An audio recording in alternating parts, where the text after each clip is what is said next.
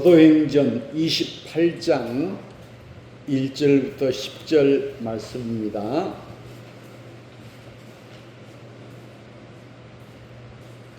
다 같이 읽겠습니다. 우리가 구조된 후에 안즉 그 섬은 멜리데라 하더라. 비가 오고 날이 참에 온 주민들이 우리에게 특별한 동정을 하여 불을 피워 우리를 다 영접하더라. 바울이 나무 한 묶음을 거두어 불에 넣으니 뜨거움으로 말미암아 독사가 나와 그 손을 물고 있는지라. 온 주민들이 이 짐승이 그 손에 매달려 있음을 보고 서로 말하되 진실로 이 사람은 살인하는 자로다. 바다에서는 구조를 받았으나 공의가 그를 살지 못하게 함이로다 하더니 바울이 그 짐승을 불에 떨어뜨리매 조금도 상함이 없더라. 그들은 그가 붙든지 혹은 갑자기 쓰러져 죽을 줄로 기다렸다가 오래 기다려도 그에게 아무 이상이 없음을 보고 돌이켜 생각하여 말하되 그를 신이라 하더라. 이 섬에서 가장 높은 사람 보블리오라 하는 이가 그 근처에 토지가 있는지라. 그가 우리를 영접하여 사흘이나 친절히 머물게 하더니 보블리오의 부친이 열병과 이질에 걸려 누워 있거늘 바울이 들어가서 기도하고 그에게 안수하여 낫게 하며 이러므로 섬 가운데 다른 병든 사람들이 와서 고침을 받고 후한 예로 우리를 대접하고 떠날 때에 우리 쓸 것을 배에 실었더라. 아멘. 네, 오늘은 제 신학교 이 동기, 그러니까 48년 만에 이렇게 만난 동기인데요. 원래 전라북도 출신이신데 오랫동안 이 캐나다에서 목회를 하셨던, 그리고 지금 은퇴 목사님이시고 오늘 이렇게 사모님도 오셨는데 이제 캐나다 신학교에서 또 교수 생활을 하시다가 또 은퇴를 하셨습니다. 오늘 또 우리 이 농촌교회에 오셔서 하나님의 말씀을 전해 주실 때 우리 오안태 목사님이신데 원래 이제 전북대학을 나오셔가지고 신학을 공부하시고 이렇게 하신 분이십니다. 오늘 귀한 말씀 해주시겠습니다. 박수 한번 합시다.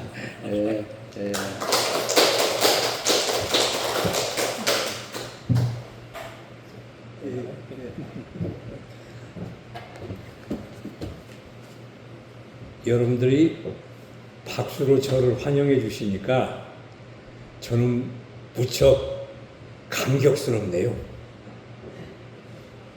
자, 여러분들 한번 우리 난생 처음 만났으니까 한번 서로 인사하십시다. 자, 제가 샬롬 하면 여러분들도 한번 응답해 주시기 바랍니다. 샬롬. 예, 더위를 좀 드셨는지 목소리가 좀 작으시네요. 한 번 더 하겠습니다. 샬롬. 예, 역시 우리 황 목사님이 사역하시는 이 청계 서북교회 저력이 있어요. 앞으로 무한한 가능성이 있어요. 하나님의 성령이 여러분들과 함께 역사하셔서 날로 날로 건강하게 성장해가는 복되고 아름다운 재단이 되실 수 있기를 주님의 이름으로 축원합니다. 아멘. 이야, 아멘 소리가 크네요. 예. 요즘 연일연야 찌는 듯한 무더위가 기승을 부리고 있죠. 한낮은 뜨거운 햇살과 폭염이, 밤에는 열대야가 삶을 쉽지 않게 하고 있습니다. 그리고 비가 올 듯 참 뜸을 들이고 있네요. 이런 상황에 농사를 지으시는 여러분들의 농심은 아마 타들어가고 계실 겁니다. 천지만물을 주관하시는 하나님께서 어서속히 비를 내려주셔서 무더위와 가뭄이 함께 해갈되는 역사가 이루어지기를 기원합니다.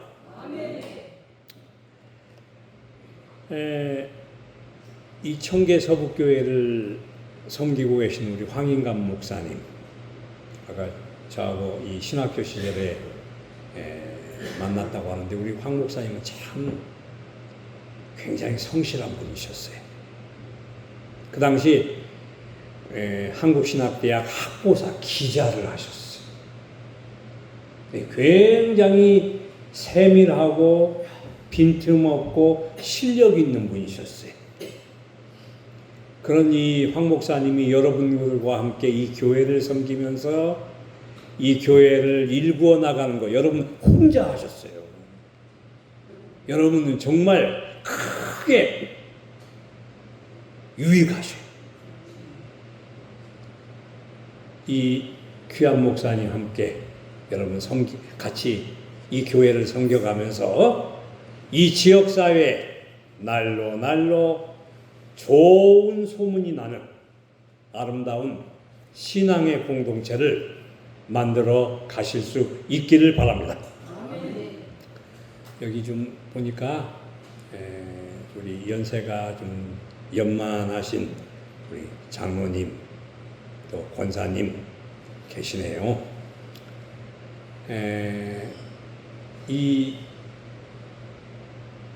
제가 이번에 한국에 와서요, 오늘로서 10번째 농어촌 교회를 방문하고 말씀을 전하고 있습니다.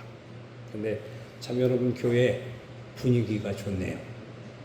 이 좋은 분위기, 우리 사모님의 그 정말 힘이 있는 반주, 또 여러분들이 뜨겁게 함께 찬양을 부르면서 이 교회를 섬겨가려고 하는 그 아름다운 신앙의 모습 더욱더 잘 발전시켜 가실 수 있기를 바랍니다.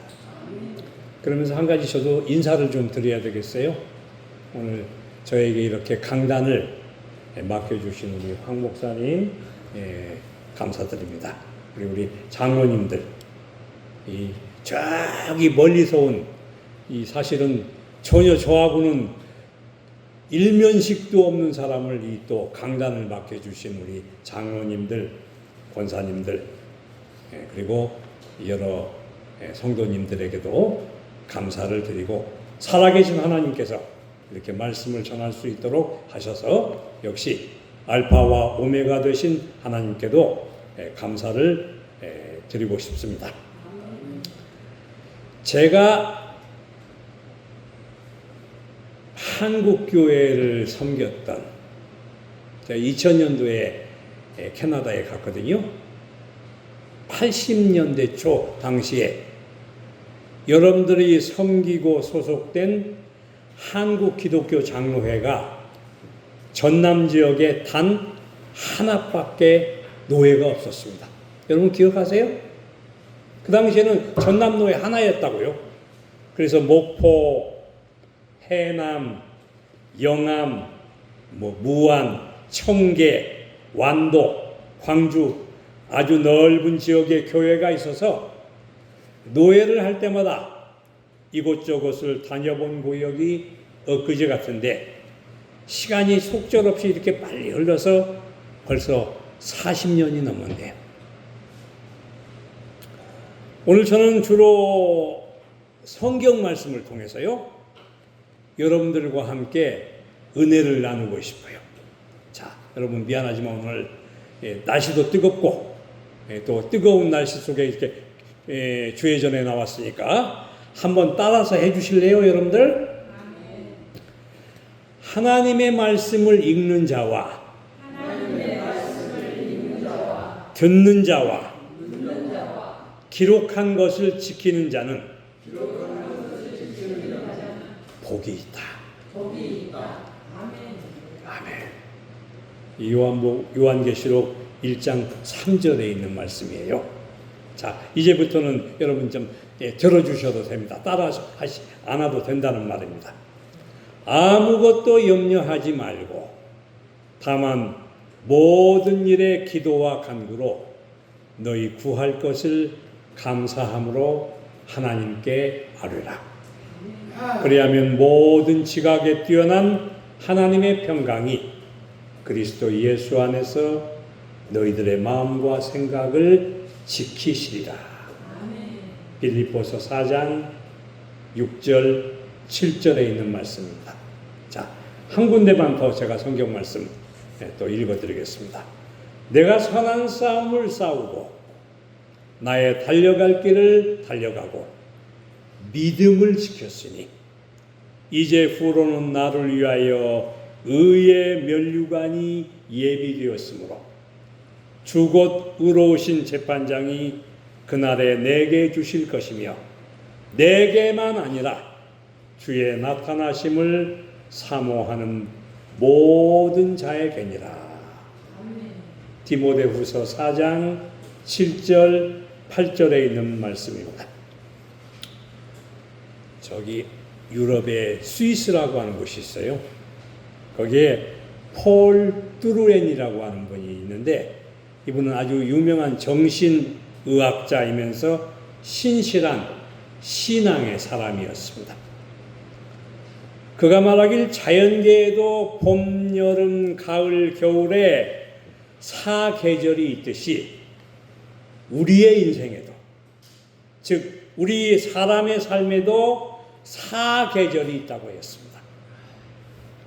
여러분들은 지금 인생에 어떤 계절을 살아가고 계시나요?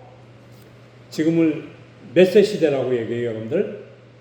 예, 100세 혹은 120세 시대라고 하니까 제가 편의적으로 한번 나눠보겠습니다. 한 30대까지는 인생의 봄, 그래 30세에서 한 50대 중반까지는 인생의 여름, 또 50대 중반부터 한 60세 말까지는 인생의 가을, 그리고 70세 중반 이후부터는 인생의 겨울. 저는 이렇게 편의적으로 이렇게 우리를 인생이라고 하는 계절로 나누어 볼 때 그렇게 말씀을 드리고 싶습니다. 물론 좀 사람마다 견해는 틀릴 수 있어요. 아무튼 우리네 삶에는 인생의 계절이 있습니다. 여러분들은 지금 어느 인생의 계절을 살아가고 계십니까? 아마 여러분의 연세를 딱 꼽아 보니까 나는 지금 70세가 넘었으니까, 아니면 80세 넘었으니까 인생의 겨울을 살아가겠다. 아마 그렇게 계산하시리라고 생각합니다. 그리고 우리 사람에게는 인생의 이야기가 있어요. 내가 한 50세가 되었다면 50의 인생의 이야기가 있습니다. 만약 60이 되셨다면 60의 인생의 이야기가 있습니다. 어떤 분은 80이 넘으셨다면 80년 세월의 인생의 무수한 눈물겨운 이야기가 있습니다. 자, 여기 남자 장로님들 또 권사님들 몇 분 앉아 계시는데, 남자들은요, 그 옛날 군대를 제대하고 나서요, 서로 친구들끼리 만나면 이렇게 호기 어리게 군대에 갔다 온 이야기를 합니다. 내가 백령도에서 3년 동안 고생한 거 생각하면, 즉 내가 군대 가서 고생한 이야기를 하자면 책으로 2권은 쓴다, 쓸 수 있다, 이렇게 치기 어리고 농담 섞인 이야기를 곧잘 하기도 합니다. 우리네 인생살이에는 인생의 이야기가 없는 사람은 없지요. 이 말은 인생살이가 다 우여곡절이 있었다라고 하는 뜻입니다. 우수살이에 고비마다 그리고 참 어려운 일들이 많았다라고 하는, 다시 말해서 사연이 없는 사람은 안 계신다라고 하는 말입니다. 근데 여러분 이제부터 잘 들어요. 그런데 신앙의 이야기가 있나요? 하고 물으면 글쎄요 하거나 있긴 있지만 그렇습니다. 그렇네요. 그러므로 신앙의 이야기는 우리 모두에게 크게 얼마나인가라고 하는 문제를 생각하게 합니다. 바울의 이야기를 좀 여러분들에게 하겠습니다. 바울은 사실 예수님을 만나지 않았다라고 하면요, 인간적으로는 참 떵떵거리고 호의호식하고 빛나고 남이 우러러보는 인생을 살아갈 수도 있는 사람이었습니다.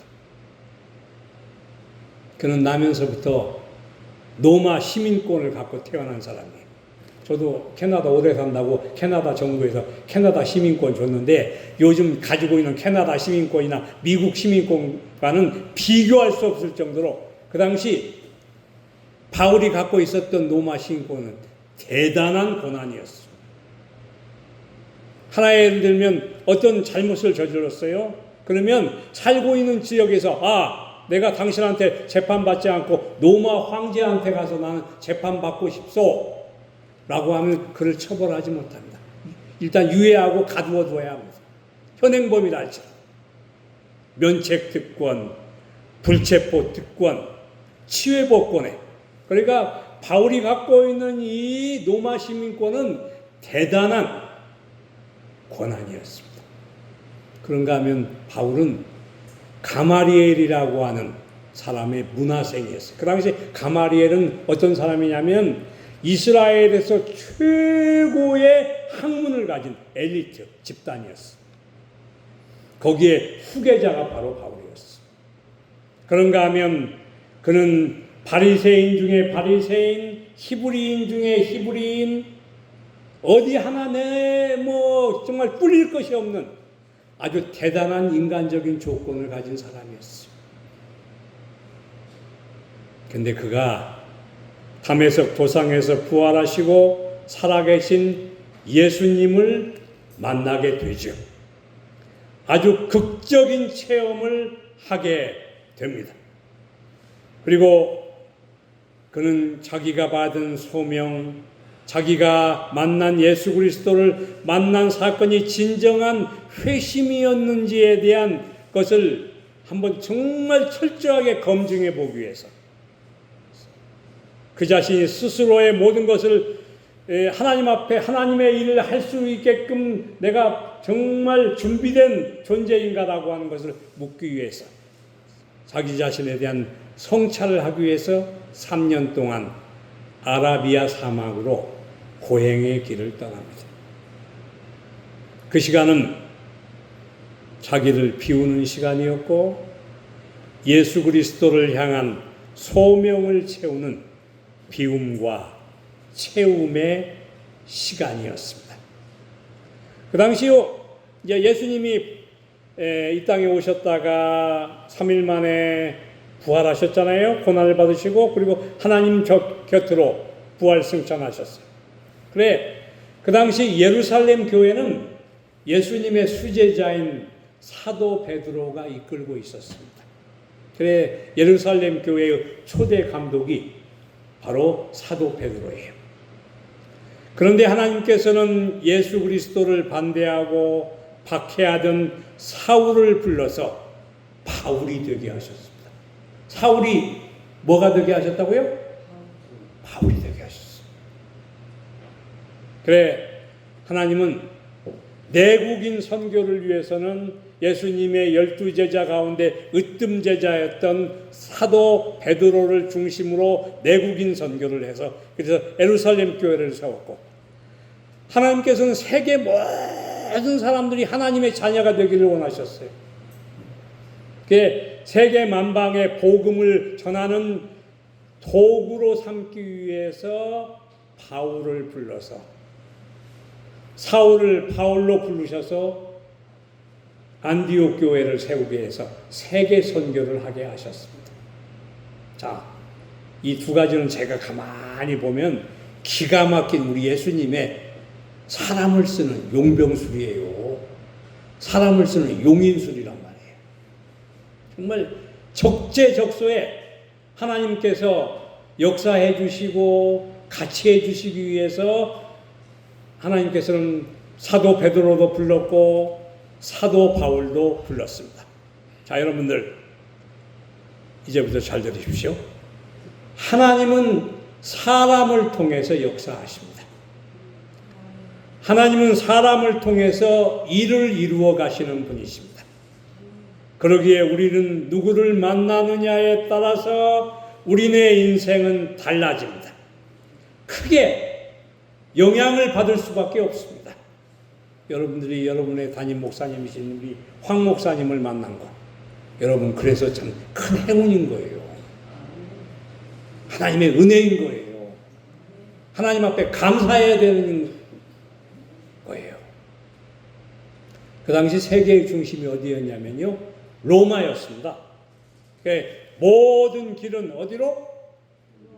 로마로. 야, 우리 저기 역시 청계 서북교회 교우님들은 참 세계사도 잘하시네요. 대단한 분들이. 세계의 핵심부가 로마였습니다. 그래서 바울은 로마로 가서 복음을 전할 수 있는 기회를 갖기를 원했습니다. 그런데 그게 잘 열리지 않아요. 결국 죄수의 신분으로 그는 로마에 가게 됩니다. 아까 제가 말씀드렸죠. 어떤 그 일들을 통해서 딱 현지에 구금이 되면, 아, 나는 당신한테 재판받기 싫소. 누구한테 가서 내가 심판받으랍니다? 로마 황제한테 가서 심판받으랍니다. 하면 황제한테 보내서 심판을 받게 했다. 그게 어떤 사람이 가질 수 있는 특권이었다고요? 로마 시민권을 가지고 있는 사람이 가지고 있는 특권이었단 말이에요. 그래서 로마로 가는 도중에 일어난 사건이 오늘 본문의 내용입니다. 오늘 본문의 내용을 좀 더 이해하려고 하면 그 전장을 봐야 합니다. 사도행전 27장을 봐야 된다는 말이에요. 일단 죄수의 신분이 된 바울은 그를 호송하는 책임자인 백부장과 군인들의 감시와 통제 아래 로마로 가게 되었습니다. 그런데 가는 도중에 유라굴로라고 하는 광풍을 만나서 죽을 고비에 처해지게 되죠. 그런데 하나님은 배를 타고 있는 276명의 모든 사람들이 하나님의 사람 바울 때문에 다 구원을 받을 것이다. 다 살아나리라고 말씀하십니다.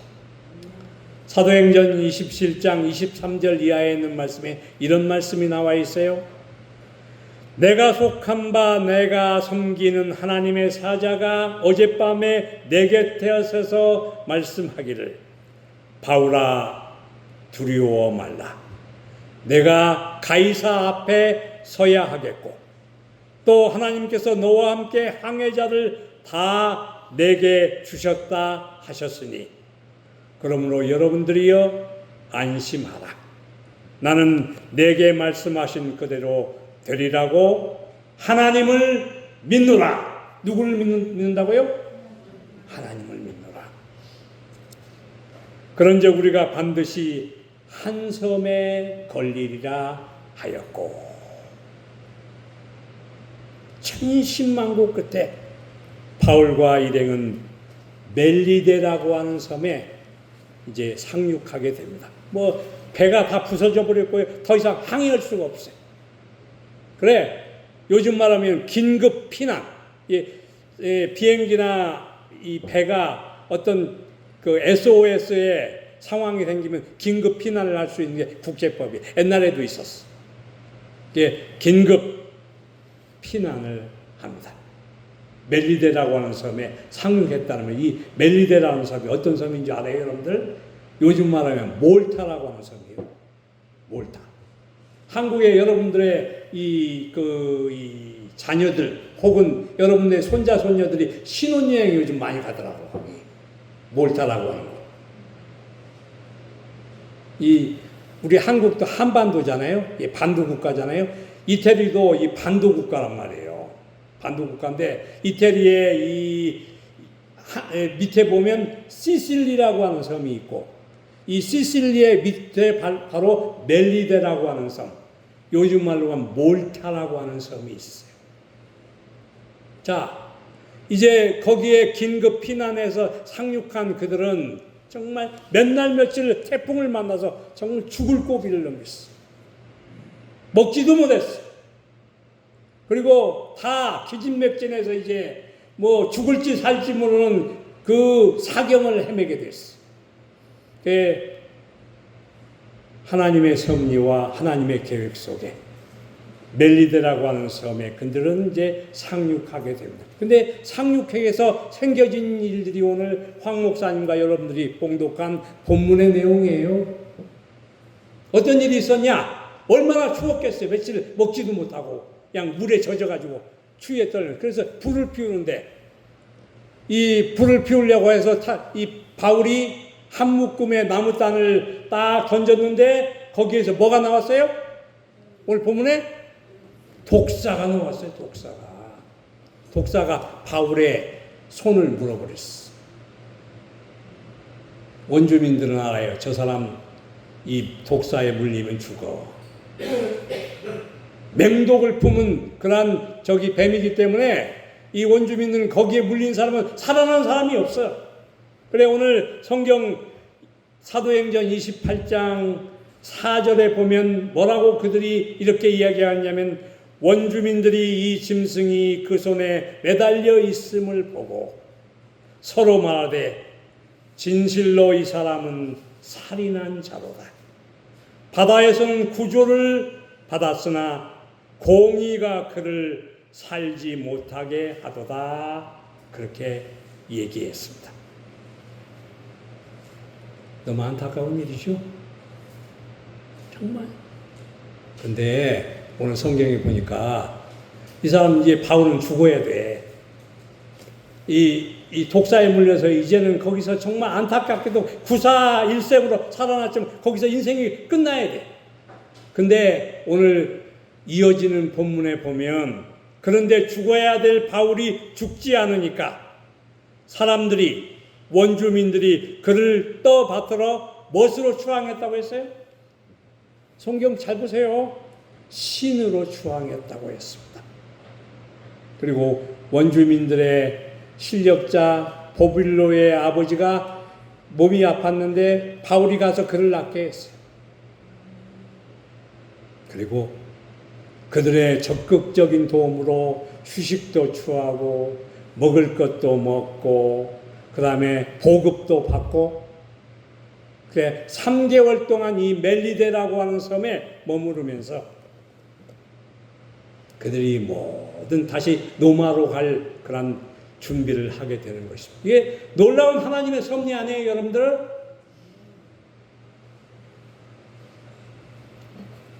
자, 여러분들 저는 이런 말씀을 드리고 싶습니다. 우리가 어려움이 오면 약해지고 피곤하고 위축되고 소심해지고 시험에 들기 쉽습니다. 신경도 날카로워지죠? 마음도 좁아지죠? 이게 바로 사람이에요, 여러분들. 그런데 우리가 하나님의 자녀가 되었다는 것은 오히려 어려울 때 하나님을 만나고 하나님의 사랑을 더욱 느끼고 하나님을 더욱 가까이 할 수 있다고 하는 점을 잊지 마시기를 바랍니다, 여러분들. 하나님의 은혜를 느끼고 깨달을 수 있을 때는 인간이 어려움에 처해 있을 때입니다. 위기는 인간으로 큰 시험대에 들어선 거지만 하나님은 이 위기를 기회로 만들어 주시기 때문입니다. 하나님은 우리네 인생을 역전시킬 수 있는 분이십니다. 전화위복의 역사를 이루어가는 분이시라고 하는 말입니다. 그러게 여러분 다 지금까지 인생의 이야기 많아요. 고생했던 이야기, 슬펐던 이야기, 그리고 남에게 배신당해서 마음에 어떤 상처받았던 이야기, 정말 무수한 인생의 이야기들 많이 있죠. 그런데 이제 우리는 이 인생의 이야기뿐만 아니라 신앙의 이야기를 좀 만들어갈 수 있어야 합니다. 신앙의 이야기. 자, 요즘 제가 한국에 와서 여러 가지를 느끼고 또 사람들도 만나고 하는데요. 자, 우리가 인생에 있어서 가장 의미 있는 일이 무엇일까요? 부모가 돈 많이 벌어서 자녀들에게 뭐 재산도 남겨주고, 요즘 말에 돈도 남겨주고, 아니면 뭐 부동산도 남겨주고 하는 거, 그것도 사실은 뭐 의미가 있는 일이긴 일일 겁니다. 그러나 가장 중요한 일은 무엇일까요? 우리네 신앙을 우리의 유산으로 만들어 남겨주는 일이 가장 의미 있는 일 아닐까요? 세상의 돈은 사실 가만히 보니까 있다가도 없고 없다가도 있습니다. 제 친구 중에서도 건설회사 아주 잘 나가는 사람이 있었어요. 그리고 뭐 이 어마어마한 재산을 가진 사람이 있었어요. 그런데 최근에 보니까 참 초라하게 됐더라고요. 돈은 있다가도 없고 그래요.